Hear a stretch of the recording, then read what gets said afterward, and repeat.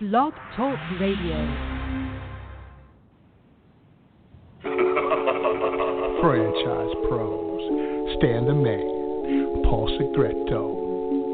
Time to show you the way of franchising today. Hey, do you possess the spirit of an entrepreneur? Wanna lay your business plan down like a rug or a floor? Or maybe you have a dream of opening a chain of delis, or whatever passion lights that pilot light under your belly. Or do you want to start a business, fam, using the proven trademark from another brand? And grow together and expand like a rage of fire, from a single to a multi-unit empire. Well, pay attention to this podcast that you hear, streaming in HD, so fine-tune both of your ears. And Stan and Paul lays down the law. Whether you want to be a franchisee or a franchisor, it's all about sustainable growth, the sensible franchising, proven concepts, and smart enterprising. So use your left and right side of your brain and absorb this knowledge here. Franchising today, Badlands, baby.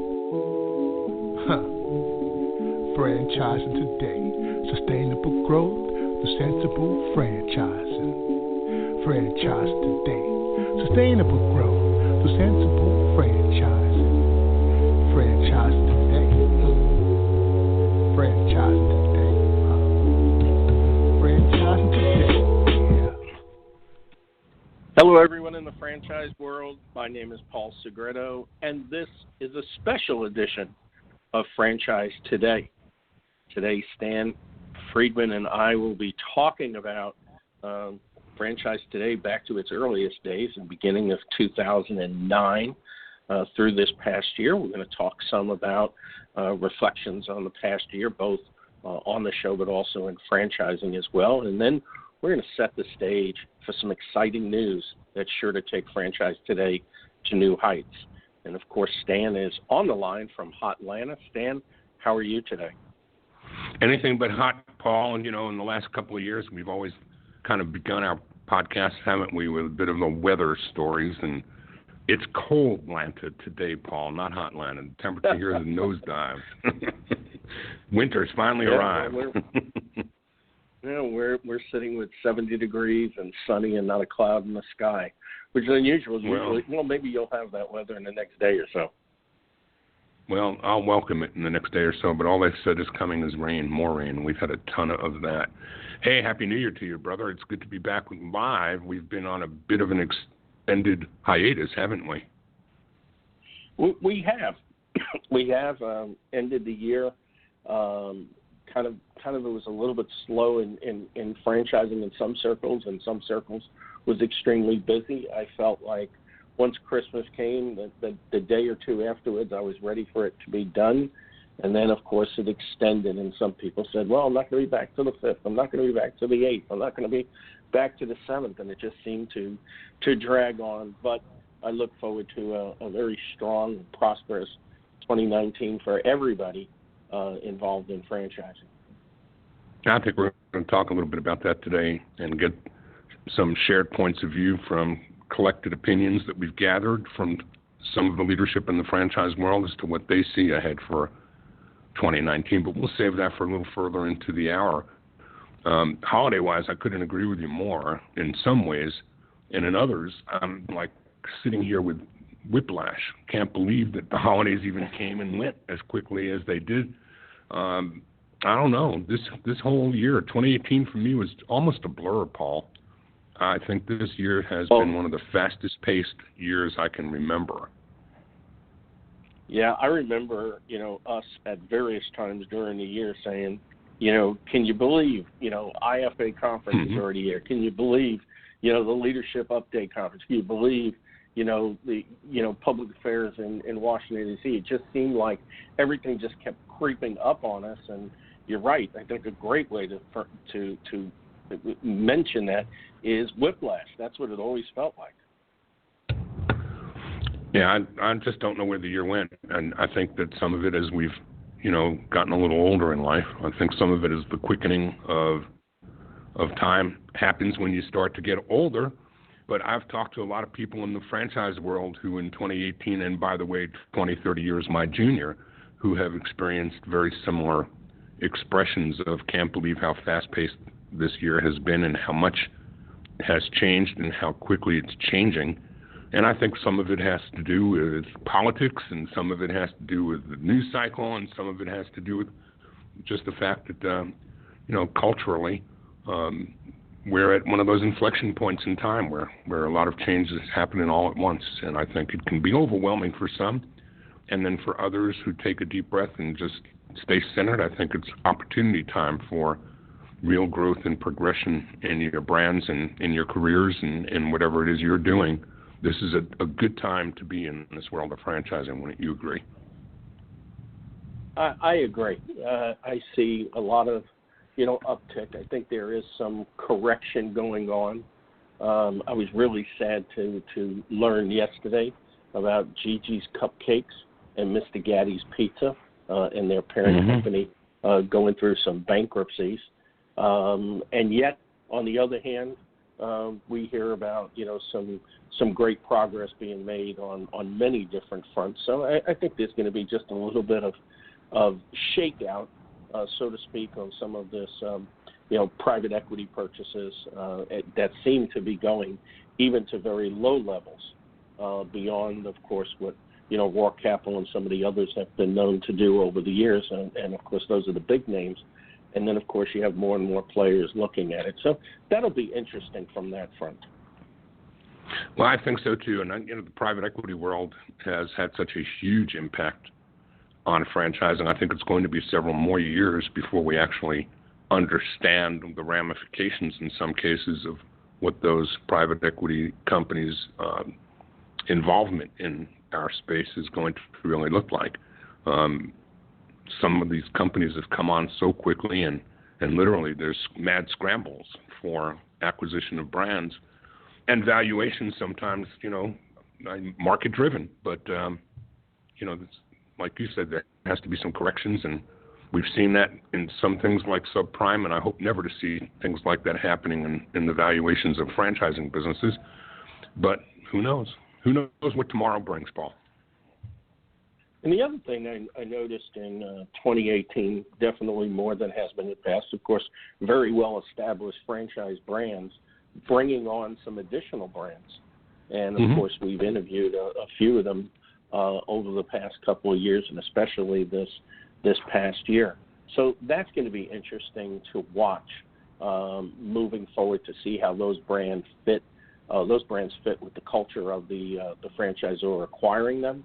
It's going to be interesting. It's also going to be interesting to see if that is actually going to help multi-unit, multi-brand franchising for those brands, or if they will be two distinct paths.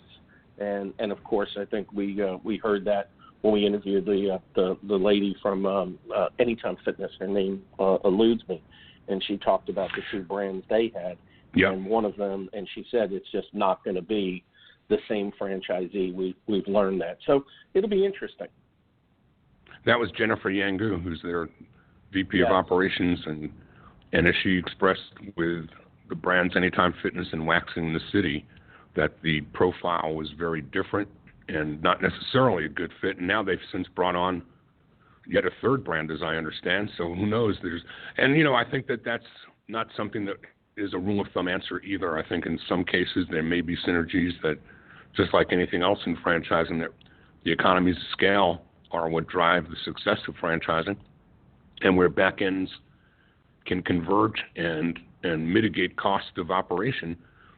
It would make sense that you do things, at least back end, that benefit all the brands that are flying your flags. But sometimes on the front end, it's, as she explained in the case of Anytime and Waxing the City, it just didn't make sense to try to push a square peg into a round hole, that the differences between the two brands and the franchisees of the two brands just didn't make economic sense to try to go that path. But we've talked to others who I think have different points of view, and what they do in the kinds of brands that they actually acquire are intentional with the thoughts of synergies and the abilities for their franchisees to have another line of service or product offerings to their customer base. And I think we're going to see a little bit more of both, actually. Yeah, I think so. I know one of our most recent interviews with Brian Scudamore, of O2E brands, and of course 1-800-GOT-CHUNK is one of those. But hearing him talking about the customer, kind of along the lines of what Neighborly, formerly the Dwyer Group, has done with building a database of multi-services for their customer base. I mean, just some brilliant strategies going on there. Absolutely, and that's a great example of what it is I was just alluding to with, piling on other brands that are of a like nature, so that just like a multi-unit franchisee who may have 2 or 3, sandwich shops in a 5-mile radius can buy one money mailer or Advo and do his marketing for the price of one coupon across 3 stores. There are economies of scale in doing that, and of course, when you look at the Dwyer Group and the kinds of services that their brands provide to consumers with one bit of marketing to the consumer in any marketplace, you've got 18, 20 different brands that you can be bringing to the consumer's attention that are all focused on home or the home improvement or home improvement needs. So I think it's the ultimate scale. It's scale at the ultimate level. It's not just at the unit level, but now we're seeing it at the Zor level as well, and it's pretty exciting.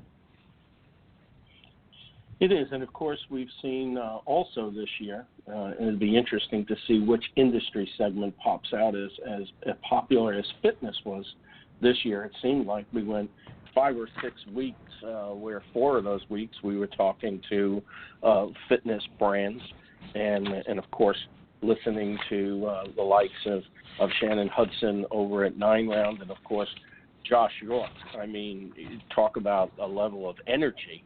And I see now that he's actually got a podcast, which has been gaining some steam. So yeah, it's interesting to see, all these things happening, and I'm curious to see, how much of a wave this the fitness segment, continues with in this year and beyond. I'm going to piggyback on what you've just brought to light in just a moment and share with the audience some things that I learned just this week from Robert Crescente, President and CEO of the IFA, who was here in Atlanta giving his annual State of the Union, which he's done every year since he's taken office as the President and CEO, and Steve Caldera before him coming to Atlanta every year and to our either end of year or beginning of year first quarter meeting of the Atlanta Southeast Franchise Forum /FBN to deliver some insights on the year past and the year ahead. But you just brought Josh York into the topic of conversation here, and Mr. Jim Guys, Josh York, CEO and founder, has checked in with me, Paul, weekly since he appeared here on Franchise Today earlier, later in the year last year, just to check in and see if he's still the most high-energy guest that Franchise Today has ever hosted. And I've had to tell him, hands down, we've had some great interviews and we've had some incredible guests, Josh, but none of them were like sticking your finger into an electrical outlet and getting shocked with energy the way you delivered it. So he still keeps that record intact. Would you agree? I agree. It's definitely a high energy level. Looking back to in the previous year, especially, it seemed brands were popping up on our radar through the great efforts and support of Franchise Today by the likes of Fishman PR, BizCom PR, and of course All Points PR. Brought to us some people that both of us said afterwards, God, I never knew that brand existed, or I had heard of it but didn't know it was that big. And we talked with Scott Walker, the president and CEO of California-based Screen Mobile, and I remember the two of us getting off the phone and debriefing afterwards and said, never knew. And of course, some from me that you knew that were under my radar. I mean, Solomon Michon with the and OXXO, OXXO care cleaners.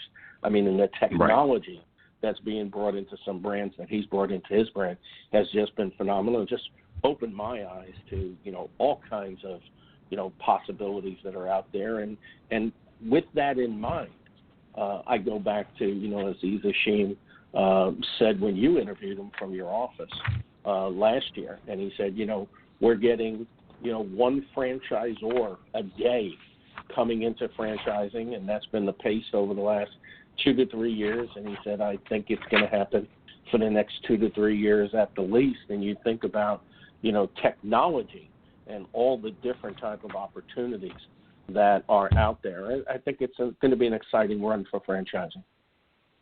So a couple of points, data points that you touched on that I'm just looking back on some of the slides that Robert Crisante delivered to us here in Atlanta this week. And one of those was the top sectors for new franchise brands. And a whopping 65% of brands entering the market are in non-food and service sectors in 2018. The top 10 sectors for new franchise brands were led by health and, called health in general, but health-related, taking care of baby boomers and the Bright Stars and many others like it of the world. So health in general, but the broader spectrum, including fitness and concepts that are like gym guys and gym training programs and yoga and all things health-related, far and away is leading the pack. Second to that were frozen desserts, fast food in other categories. Pet-related was well in that top 5 tier as well, and then cosmetics, cosmetic aids, and services around cosmetics. But of the growth in franchising over the year, 65% of brands entering are not anywhere related to food. And the other thing that was a stark to the point you were just making about Aziz when he appeared, in 2015 we saw a peak of the number of new brands entering the market. In fact, if I look at this curve that goes back to 2005, from 05, 06, 07, 8, 9, were all progressive years where there were a greater number of brands entering the market as franchise companies than the prior year. In 10, it leveled off and actually dipped a little, and then it jumped again in 11, 12, and 13, and dipped again in 14. It maxed out at 350 or 55 brands a year back in 13, 14, and 15, and then this past 2 years, the number has, or the percentage has declined. And so this year, we're down to about 260 new brands in 18 that entered franchising for the first time. So fewer number of brands. And I'm not certain that that's a bad thing, to be honest with you, Paul. I think there has been over the past many years, and as this bell curve just indicates, maybe too many companies that thought that the fast track to growing their business was franchising. And even as we've seen with franchisees, sometimes where prospective franchisees have a mismanaged expectation of what the experience is going to be like to become a franchisee. I think we've seen some of that on the Zor side as well. And so hopefully, if there has been a decline, well, these numbers indicate that there's a decline, but hopefully part of that reason may be an awakening to the idea of a little bit more managed expectations and better managed expectations on the parts of potential franchisors, not just potential franchisees, so that they have their eyes open wide as to what it is to grow and scale a business with other people's money as your dependence in franchising as compared to a company-owned operator who can do whatever he wants any way he wants without concerning the other stakeholders that are part of the equation. As myself and my team at Franchise Foundry focus just about exclusively now on emerging brands, I think those numbers are a little light, and the reason is I think there's, and I say this very cautiously because I think this is where the potential problem is from my own personal experience.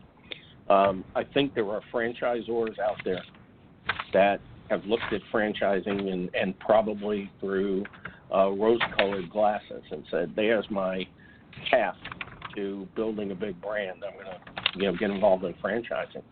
And I say cautiously because I think that there's many that are under the radar that have gotten their FDD thinking that, okay, I'm ready to sell. maybe not even have a profitable location as their model. And I'm coming across them left and right. And I've even seen, alarmingly, a number of them trying to cobble together their own documents, which, of course, is very troubling. And it's just my word of caution on this because I'm seeing it on the front line. So I think there's going to be some shakeout of those, and it might not even be publicized. I think it'll be good. But what's alarming to me is that the ones that are not cobbling it together themselves, I have found a number of brands with one location, barely at profitability, where someone has charged them quite a bit of money to do a legal document, the FDD, and they're nowhere ready to franchise. And I hope and pray that some unsuspecting investors don't, buy into it and buy a franchise and not get the support that they need and fail because, number one, I hate to see failure at any level. Number two, it just puts a bad mark on franchising, and it doesn't need to be that way. So anyway, it's just, some of my concerns, and I know there are many people in franchising, including, Mr. Crisanti and some of the people up at the IFA and some of the broker networks that are, looking at things like this with a little bit more keener eye than they might have in the past. I've heard some people who are people that I actually respect and admire who have expressed a different opinion than mine in terms of franchise readiness, proof of concept. Those three words to me have always been cornerstones of anybody who's talking about franchising their business. You better have proof of concept. And I've heard some people saying actually otherwise. Some things have been moving along so quickly and so fast-paced in their growth and progression that sure it'll work as a franchise. I said, really? Proof of concept to me is something that you can't do on the fly, and you need more than a single unit, as you just described, to actually have proof of concept. I mean, maybe 2 or 3 or 5 company-owned units in different types of markets that are being run by managers instead of the franchisor or the potential franchisor and founder of the business. You can't possibly be a responsible franchisor in my mind without proof of concept. And yet so many people have been rushing to market, Paul, that don't think that's a requirement. And I guess we're all entitled to differences of opinion. I've learned to be able to say a few words, a phrase in front of a sentence sometimes, which is, I guess you could be right. You could be right, but I don't see it that way. Yeah. Well, the reason I also think franchising really is continuing on the right track and will always be, in my mind and everybody else's mind, probably the cornerstone of the small business economy. I love this wave of entrepreneurship that's going through. I love the fact that we've talked with some people. I mean, one particular, I remember the story with Stacy Brown, the founder of Chicken Salad Chick. And, of course, we went through, I think it was 2 or 3 segments of Franchise Today in a row where the C word, the cancer word, popped up. And to hear the challenges that people had, but yet the fortuitiveness and pulling themselves up by their bootstraps and making it work. And maybe some of it was survival at the beginning, but still to follow through on the dream. And, of course, some of these have wound up in the hands of private equity players, and maybe it didn't work out quite so well. Like, Gigi Butler has done a great job with Gigi's and sold off to private equity. And now, as we said at the beginning of the show, Gigi Cupcakes is in bankruptcy. And yet, on the other side of the coin, Gigi Butler is thriving in her role as an entrepreneur and doing great work with her new book. But just these entrepreneurial stories, but also some of these hardship stories. I mean, these are real people. I mean, if you go back and listen to There's No Perfect Recipe for Success, which was the episode with Stacy Brown of Chicken Salad Chick. I mean, what a remarkable story. I mean, her divorce, raising kids, winds up with a partner who becomes her husband, who later dies of cancer, and she keeps plugging away. She started out by selling chicken salad sandwiches out of her car. The health department stops her. She go to bricks and mortar. I mean, it just goes on and on and on. And I remember getting off the air that day, and you said, "Have you ever had one of their sandwiches?" And I said, "No." Well, about a month ago, my wish was granted. A chicken salad chick opened up literally 5 minutes from the house, and my wife was fortunate to win a year of chicken salad. Once a month, we get a big container of chicken salad from the store. So, hey, all good, right? You bet. But, what you're pointing out, I think, is worthy of shining a light on, Paul, because, so much of the franchise business is about culture, and so much of the success of franchise concepts are not just driven by the secret sauce, if you will, or the product or service that's provided by the corporation that franchised it, but the culture as well. And the leadership and the culture of leadership has a whole lot to do with the success of anything in life. But when you're bringing people together from different backgrounds, and you're bringing people together who are coming from maybe different sectors of the corporate world, and they're investing in a common brand together, you've got to really work hard to make certain that not only do they have the skills and the abilities and the education and training to succeed in whatever that brand is, but how are they going to work together collectively? How are their soft skills? And how do they come together in a culture of team to deliver as a whole what that brand's growth is going to depend on? And literally, a lot of that gets ignored, or it doesn't get the focused attention that it needs to assure that a brand can scale and grow. So you're pointing out some of the attributes of leadership of franchise companies that are definitely pointers to the idea of leaders lead through adversarial problems and situations and crises where others may have folded their tents. But I think that's a trait that we see. We've seen, too, another thing that surprised me, and you talked about Aziz earlier. How many times in the past few years have we done interviews with C-suite executives that have degrees in engineering and backgrounds in engineering of all places? You'd think, well, what's that got to do with franchising? But I can get it now that you think about it, really. I mean, where do you go to find more systems and I's dotted and T's crossed?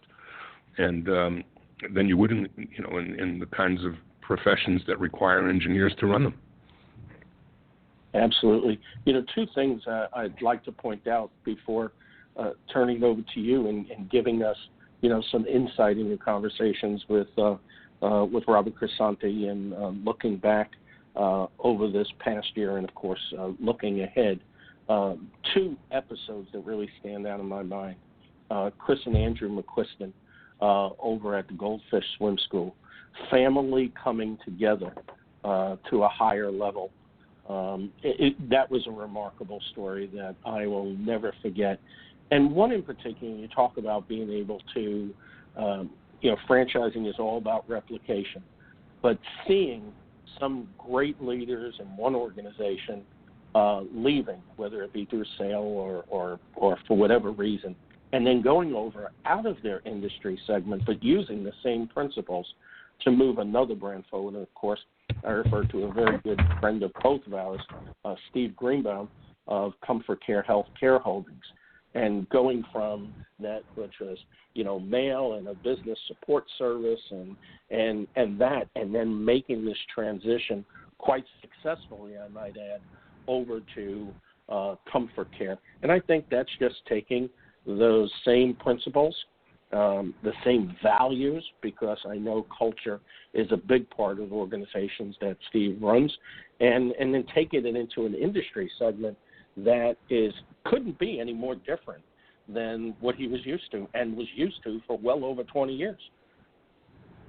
Absolutely, couldn't agree with you more. And as you talk about the McQuiston brothers, Andrew and Chris also have another connection in the quality of leadership and team that they've built. And of course, I'll give a quick shout out to Dan Israel, who is an avid listener of Franchise Today, but he's been part of that leadership and development team at Goldfish that has helped them bring that culture to others that come to it. So to the point of culture and leadership and like-minded people, whether they're brothers or not, it starts with everything to do with culture and grows from the family itself, like the brothers, out to people that are part of the leadership team like Dan that help assure that those concepts are going to continue to grow.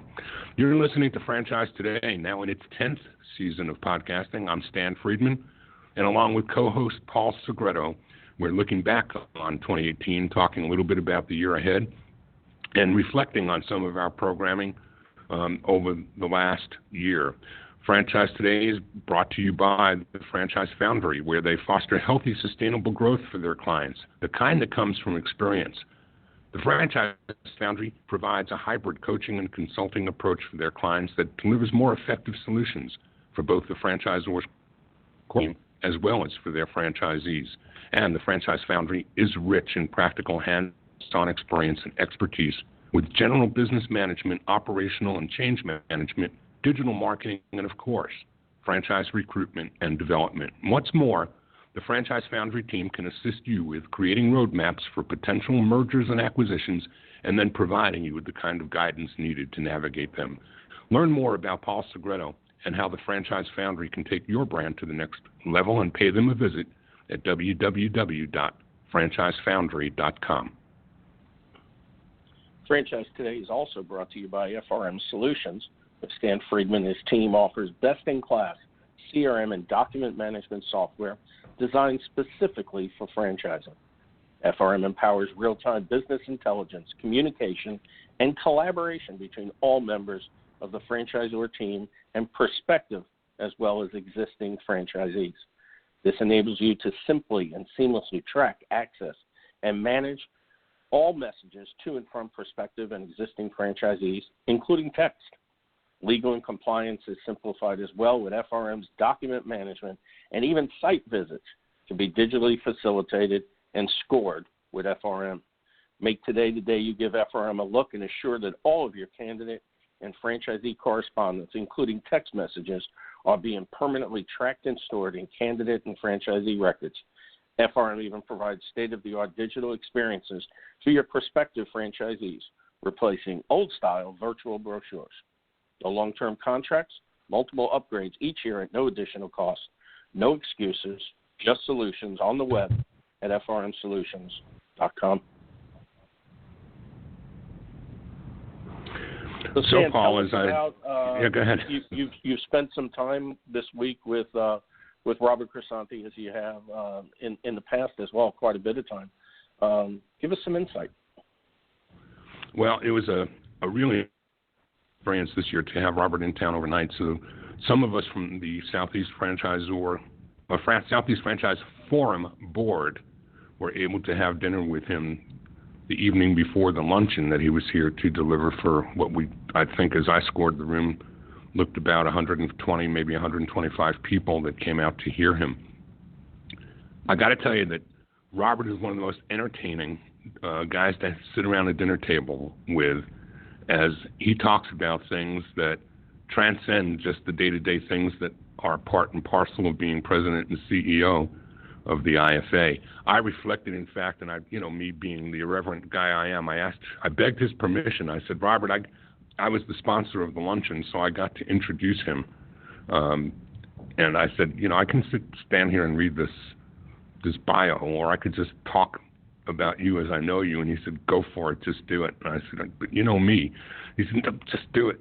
So one of the things I observe on his resume or on the bio that was handed to me to read about him, and I really didn't know this, but Robert's an attorney, and he went to law school at Baylor. And you know how you and I have every single week started this podcast, and our interviews with a guest each week are always started the same way, where, franchising didn't find us. We backed into it. How did that happen for you? And we get that story from all of our guests. Well, I wonder if when Robert went to school to become an attorney, if he had any idea that franchising was in his future. I doubt it. But you have to ask the question, because he went to school at Baylor, and Baylor is in Waco, Texas, where we've got our friends that we've already discussed earlier in this hour, Neighborly and the Dwyer Group. Who'd have known? Would Robert have ever guessed that he was seeding his legal career in a city that would have such impact and influence on a piece of his life that was years ahead? And then, too, when you look back and say, you know, Robert now is the leader and the steward of all of our resources at the head of the IFA to protect the brand of franchising, and all of us that are in it, and all of the government advocacy and all the work that he has to do to fight for what's important to us to continue growing our businesses. He came through first a dozen years in the very swamp that he's now trying to drain and spent years in government. He was the highest ranking official in the Commerce Department to advocate for technology in the U.S. government. He worked through White Houses. He talks at dinner about things like whitewater that you don't hear him talking about when you hear him from the podium. So he's just an amazing, amazing guy who has years and years of experience both in the public and private sector, both in government and out, and now the compendium of all those years of things that have prepared him to be the CEO of the IFA and to lead the charge. In the moments leading up to this stage of his career, I'm sure he had no idea where he was heading, any more than all of our guests, Paul, that we ask that same question too, about how in the world did you land here? And so I found it interesting, just in reflection, and begged the audience to indulge me that moment to share that little anecdote on the way to talking about some of the things that Robert told us about in the past year that we can celebrate. And a lot of it had to do with government. So the passage of H.R. 3441, which was Save the Local Business Act in the House, passed with not one or two, but 8 Democratic voters, and Democrats who voted in favor of the bill, which set a record in itself in the past 4 years of the ability for IFA to resonate its message across the aisle and get bipartisan support for that bill. And that's a proud thing to note, because piggybacking on that, Robert shared as well that in 2018, the dollars that the FranPac from IFA have contributed to candidates that are franchise friendly has jumped from 50-50 Republican Democrat, 70-30 in favor of Republicans, but 30% was given to Democratic candidates in 2018 with the hope that in 2019 and 20, that number and percentage will jump, because we've had 8 Democrats come our way with that H.R. 3441, and the hope is that that's a trend that will continue and that we can find more bipartisan support than we've ever seen in recent years past. And in my humble opinion, Paul, until we get there, you know, we're still just treading water. Any input on that? Yeah, you know, it's going to be a haul. I mean, there's no doubt until we get, you know, some of those issues, you know, resolved and clear. But, you know, I've really been impressed by Robert Crisanti, and certainly haven't had the luxury, so to speak, because I don't travel as much anymore, to really hear him speak. I read a lot of what he puts out. Of course, we had him on the show earlier this year. I believe that the leadership, under his leadership, you know, franchising is poised to overcome those challenges.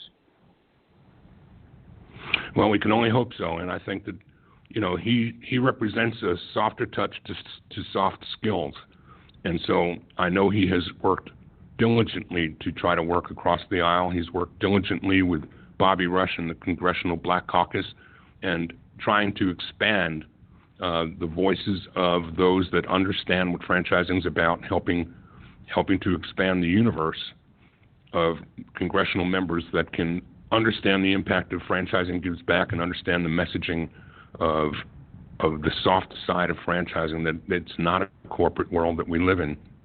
The brands are corporate, but the ownership is all local. Some other things that Robert pointed to that were big wins for us this year were the saving of $8 billion in federal tax savings each year as part of the Tax Cuts and Jobs Act. Some wins with the NLRB and the Department of Labor on rulemaking for joint employer, and how IFA hopes to very soon be announcing significant economic research as part of the regulatory process coming out of that.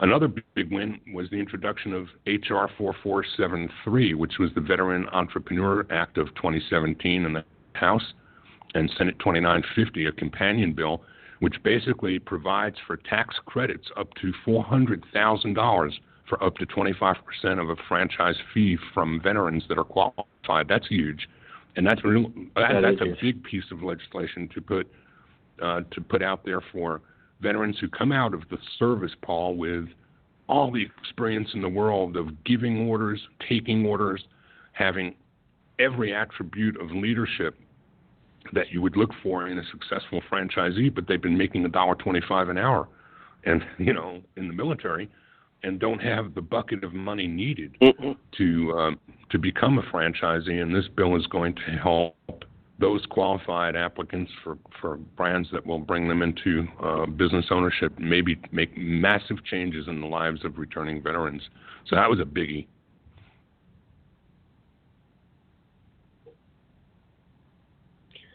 No doubt. I mean, veterans, what we do for veterans is very important. I always have to give a shout out to Dina Dwyer Owens and the Dwyer Group, now Neighborly. And they've been on the show, her and Mary Kennedy Thompson and others. They just do a great job, and I love what they're doing as far as, internship, even for the veterans that, can't afford, business ownership. So, these efforts by the IFA and what's going on up on the Hill is really important when it comes to veterans. And I'm very proud to be an American and thank everybody that's a veteran, for their service, because it is the ultimate sacrifice. Hey, one last piece that can't be ignored is the FASB issues and all the roller coasters that we've been riding for the past couple of years regarding FASB. And the fact is that they issued guidance on financial accounting standards, which saved more than 104,000 franchises from bankruptcy and 1.1 million jobs over the next 3 years. Wow. And, FASB put forth some of the accounting changes that were going to impact franchising. Now, I don't think they did it with intention, and I don't think they understood the impact that they were going to be causing was unintended collateral damage. But again, it was the voice of the IFA stepping in and helping to right that wrong.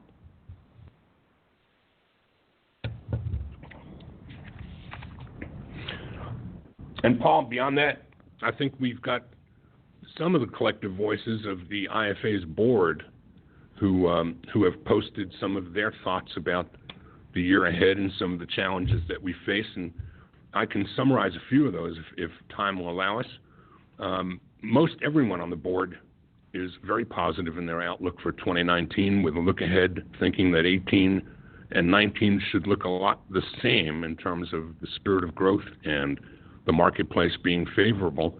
The things that I think I see universally called out as concerns all deal with labor and delivery. And so, the voices of Tom Baber and Janet Bailey, who believes 18 and 19 will look a lot the same. Jerry Crawford, the same. Jerry thinks that one of our pressing important issues for 2019 are going to be technology related. Couldn't agree with you more, Jerry. Thanks for validation. Charlie Chase, the outlook for business is good in 19. His concerns are driven by labor and by tariffs, and can't say enough about that as we play ball on an international playing field. Ron Feldman, looking forward to continued success in increasing a little bit in the cost of capital for 2019 is a bit of a concern on Ron's part. Our good friend Lane Fisher reflects on franchise ownership continuing to become concentrated in the hands of fewer owners, pointing toward the continuing trend that we see toward multi-unit ownership and mega franchisees and even private equity-owned franchisees as compared to startups. Lauren Fisher puts out there that at the end of 2018, as if it was any indication, 2019 should be an even stronger year. Brands cannot rest on their past successes. They need to continue to innovate in all aspects of their business. Sherry Fishman tells us that she's looking for another strong year for growth overall in franchise businesses and a more concentrated focus on their brand's messaging. Our good friend Gordon Logan is concerned again about recruiting. So, this labor thing is not something that is whether you're food or not. Labor right. and the ability of finding people who will come to work in franchise businesses is the job market and the good and the bad news, right? Unemployment is at its lowest, right. and the problem that does is it drives up the cost of labor. But Gordon also talked about the reduction in government regulation and the minimization of overreaching agency policies and tax reduction and the effect that it had on 2018 should carry forward into 2019 to the success of those of us in the franchise world. And on and on. The same from Mark Liston, Tamara Kennedy, Catherine Munson, Barbara Moran, everybody very, very, very forward-looking with positive thoughts toward 19 and the belief that we've got a great year ahead of us. Let's just stay out of our own way. What do you think about that, Paul? I agree, but I also think, when we talk about labor and talking about, franchising and on the corporate side, especially with so many franchise brands, even if the numbers are lower than they have been, we're still going to have to fill some of these mid-level management positions and, of course, in the future, executive positions. And I think we'd be remiss in not talking about, Ray Titus and the Titus Center for Franchising and Dr. John Hayes. I know you're very involved with that, sitting on their board as well. Why don't you touch upon that a little bit, because I think that, to me, was one of political stuff aside. This, to me, was one of the game changers for franchising moving forward. I just think it's a reflection on the fact that our next generation of franchisees and franchisors, employed professionals as well as unit owners, education is a key component, and you've got to start with the generation coming up so that we can stop interviewing people and asking them how they backed into something instead of how did you get into it with intention. Hats off to Ray Titus. Hats off to Ray Titus for his contribution to the creation of the Titus Franchise Center at Palm Beach Atlantic University, endowing that university with a program that is bringing students from all over the world to the tough place to live. I know Palm Beach, somebody's got to do it. But they're coming to a place where they can get a degree in business with a concentration in franchising, and that's not something that's being offered anywhere else in the world. And it's going to help foster education and another generation of up-and-coming next-gen type of recruits to the franchise world. And as we've seen from what IFA's Next Gen program has already demonstrated, it comes to us at both the Z and the ZOR level. We've seen incredible young people coming up through the ranks and getting the foundations of a better education and applying it toward franchising. And Palm Beach Atlantic University has made a huge investment in believing in Dr. Hayes as its endowed professor, and they're going to continue. They're going to do undergraduate as well as graduate courses and correspondence courses that will enable people from all over the world to benefit from the instruction that Dr. Hayes and the curriculum at Palm Beach Atlantic will provide for those who are going to get better educated and learn more about cornerstones of franchising as a foundation for getting started, either as a Z, as a ZOR, or as an employee, but in all cases, better educated so that we can mitigate failure and better assure success. Yeah, I think trying to fast forward in my mind what it's going to look like, 5 years from now, and I think it's going to spur, some thought and action on other, educational organizations, including universities and colleges. I think it's just a tremendous step on their part, and I'd have to definitely extend my thanks to Dr. John Hayes and Ray Titus the same. And I'd please encourage our audience. I know a lot of people don't listen to us in real time. They download us from iTunes or Blog Talk Radio at a later date, but please do make note that at the end of January, Franchise Expo South in Fort Lauderdale is going to be bolting onto a boot camp, franchise sales boot camp that is being presented and hosted by Dr. Hayes and a host of speakers at Palm Beach Atlantic. So, franchisors that are coming down to Fort Lauderdale for the tough duty of setting up a booth and participating in the show in Lauderdale can stretch their time in Florida with a few more days of education by Dr. Hayes at Palm Beach Atlantic. So check that out on the web, and if you've not registered or heard about it, look up the franchise sales boot camp at Palm Beach Atlantic, and it's going to be in conjunction with Franchise Expo South and MFV. Should be a great event. Well, Stan, we're getting close to the end, and we promised our listening audience that we would set the stage for 2019 and beyond with some exciting news. And it's exciting and yet bittersweet, at least for me, at the same time, as you and I have discussed and agreed to, continue with Franchise Today, but it would be more in your arms, actually, almost all in your arms. Tell us a little bit about that. Well, I think as we've reflected on this hour, and we reflect every week when we do the program, Paul, change is certain and growth is optional, right? And so for everybody that we talk with, we talk about the changes in life and how they've grown through them. And I think the two of us are not excluded from that discussion. And I think that we've seen some changes in our businesses, both FRM and yours at the Foundry, and some of the work that you do has led you more toward working with candidates and with prospective franchisees and with the development side of growing franchises for some of your clients, as opposed to the franchisor-focused side of business, which is really where I live.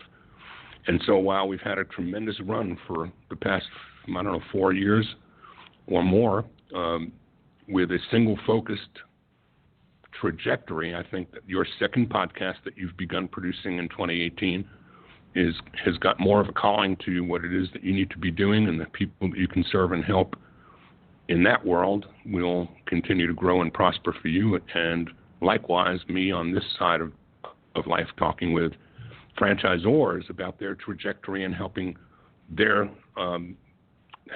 share their stories with others who have aspired to try to project in the same path. Will be more franchisor focused. And so Franchise Today continues, and I'll continue to host every week and have guests every week that are relevant to the world of franchisor-oriented business and stories about success and sustainable growth and sensible franchising. And Paul will continue his Saturday morning podcast, more focused on franchise development and recruits. And you can talk a bit about that, Paul, better than me, so please do. Yeah, so we launched Franchising in You about 6 months ago, and it's entirely focused on candidates, individuals interested in exploring franchising as a career alternative. Maybe it's something to add on to their portfolio of businesses and investments, or maybe just to achieve wishes, hopes, and dreams. And it's basically a franchising 101 that basically will piggyback my monthly column in Franchise Dictionary magazine, where that column is actually titled Franchising 101. And it's also good for individuals that maybe have recently launched into franchising and opened up a location or two and are looking to expand. I know this past week we had Shirley Kefkin from Fran Fund on talking about, multi-unit ownership and funding strategies. So it's really exciting, and we're actually launching at the end of January, beginning of February, a new podcast that'll be called Entrepreneurship in You, kind of along the same lines, just to pique the interest of individuals that maybe are starting a brand or maybe looking at leaving the corporate world and looking at entrepreneurship. So it'll be a little bit of a different twist. So I'm real excited about it. I have a passion for this, not that I don't have a passion for the other, but I just wanted to be able to dedicate and focus more time on the candidate side of business. Well, I'm really excited for you, Paul, and wish all the best and nothing but the best, as always, for any place that you find your path taking you that is franchise-centric and helping those that benefit from the wisdom that you share. We'll continue on Wednesdays at noon Eastern, producing new episodes of Franchise Today beginning not next week, but the following Wednesday. FRM Solutions will continue to be the overarching title sponsor as FRM will present Franchise Today. We'll be bringing on some new sponsors like SoulLink, who have some of the most incredible technology for things you can do with point-of-sale systems to protect your business and give you eyes when you're not there to see yourself what's going on inside your stores, and others that are going to be participating, including the Franchise Foundry, who will continue to sponsor the interview segments each week. And so the guests that we bring on to share their success stories and talk through some of those hills and valleys that got them to where they are today, that segment of Franchise Today each week will continue to be brought to you and sponsored by Paul and the Franchise Foundry. So while your melodious tones will be gone, we'll still be talking about you, Paul, every week. Well, knowing your busy schedule, I could see maybe one or two times during the year where you'll say, hey, Paul, can you host this week's show? And, of course, I'd be honored to do so. Well, it'll be a pleasure to have the time off, and it'll be a greater pleasure to have you sitting in the chair. So thank you twice, my friend. Well, that's a wrap for this special edition of Franchise Today. My name is Paul Segreto, and as I proudly turn over the reins to my great friend and trusted colleague, Stan Friedman, I wish you the best, the very best, in this wonderful world of franchising. Franchise Today is out. Franchise pros, Stan the man, Paul Segreto. Time to show you the way of franchising today. Hey, do you possess the spirit of an entrepreneur? Wanna lay your business plan down like a rug or a floor? Or maybe you have a dream of opening a chain of delis, or whatever passion lights that pilot light under your belly. Or do you want to start a business, fam, using the proven trademark from another brand? And grow together and expand like a rage of fire, from a single to a multi-unit empire. Well, pay attention to this podcast that you hear and streaming in HD to fine-tune both of your ears. And Stan and Paul lays down the law. Whether you want to be a franchisee or a franchisor, it's all about sustainable growth, the sensible franchising, proven concepts, the smart enterprising. So use your left and right side of your brain and absorb this knowledge here, franchising today. Badlands, baby. Franchising today. Sustainable growth, the sensible franchising. Franchise today. Sustainable growth, the sensible franchising. Franchise today. Franchising today. Franchising today. Yeah.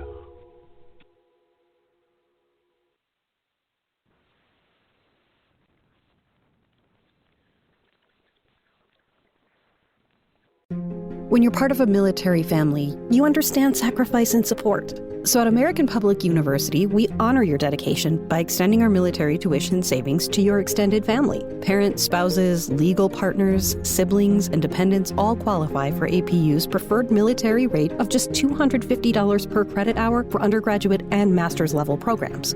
American Public University. Value for the whole family. Learn more at apu.apus.edu/military.